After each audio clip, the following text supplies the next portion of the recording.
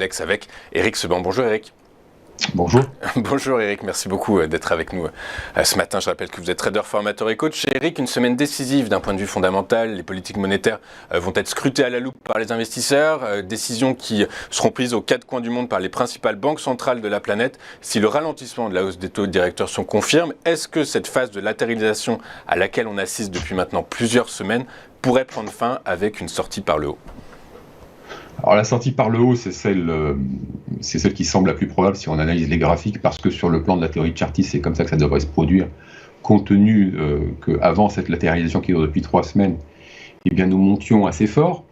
3 semaines de latéralisation avec pas mal d'allers-retours dans la zone entre 15 000 en bas et 15 300 en haut. C'est ce qu'on avait depuis 3 semaines anticipé, en tout cas c'était mon scénario principal.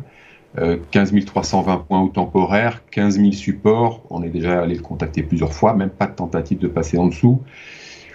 Donc en effet, si on se base sur, encore une fois, juste la théorie de Chartis, c'est de ce côté-là qu'on devrait sortir. Mais il y a le contexte, il y a justement les annonces. Et les annonces, comment est-ce qu'elles vont être prises par les opérateurs, on ne sait pas. Et donc là, comme on n'a pas de possibilité de prévoir, les nouvelles, la perception des nouvelles et l'action qui va en découler, il faut qu'on aille chercher des éléments ailleurs, l'analyse par exemple de la volatilité implicite, et puis essayer d'apprécier un peu quel peut être le niveau de contrainte technique. C'est les 2 seuls éléments avec lesquels on peut arriver à avoir une vision de là où en sont les opérateurs. Alors une vision pas non plus hyper précise, mais disons que sur la volatilité implicite, déjà ce qu'on peut constater, c'est qu'elle reste stable, alors que depuis des semaines ça monte.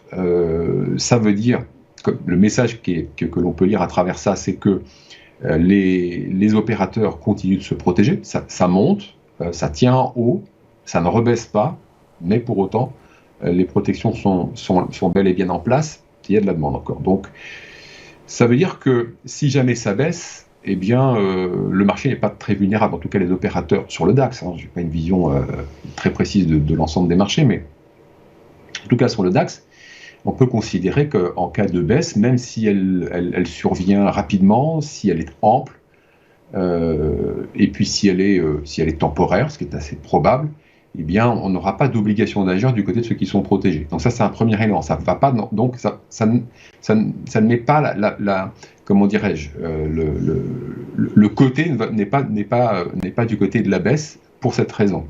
Ensuite, les contraintes techniques. Alors les contraintes techniques, justement, comme depuis 3 semaines ça latéralise, les opérateurs qui peuvent être un petit peu embêtés, ils ont eu tout le temps de s'organiser contre ce qui peut les embêter, à savoir une poursuite de la hausse.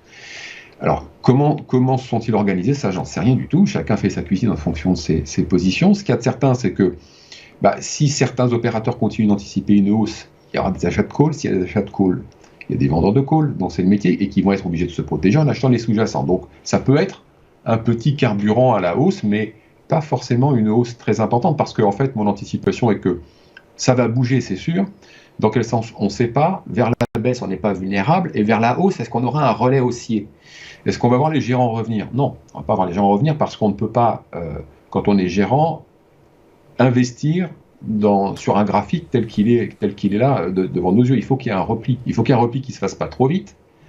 Enfin, il y a pas mal de contraintes. Donc, retour des gérants en cas de nouvelle accélération haussière, nouvelle extension haussière, non.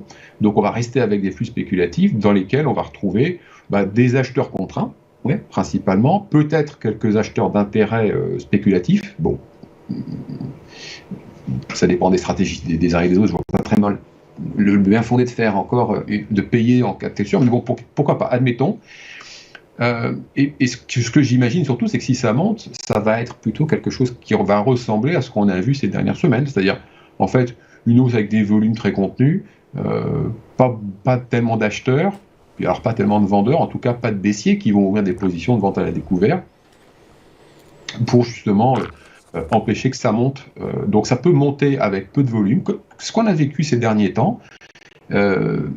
Et en effet, compte tenu du fait que le marché n'est pas vulnérable, qu'il ne l'était pas et qu'il ne l'est toujours pas, compte tenu en fait de ce maintien de la volatilité implicite, eh bien je pense en effet qu'on va probablement sortir par le haut. Alors, sans relais, à mon avis, fort, comme je vous l'ai dit, une hausse lente. Et puis si on part par le bas, je pense qu'il n'y aura absolument aucun relais baissier, à moins évidemment qu'on ait une nouvelle de nature à tout fracasser. Mais bon, dans un premier temps, en tout cas, ceux qui sont protégés ne vont pas paniquer, c'est sûr, ils n'auront pas l'obligation de faire. Et en fonction de la nouvelle, peut-être que des changements de stratégie vont opérer, mais tout ça devrait se faire relativement dans le calme. Ok.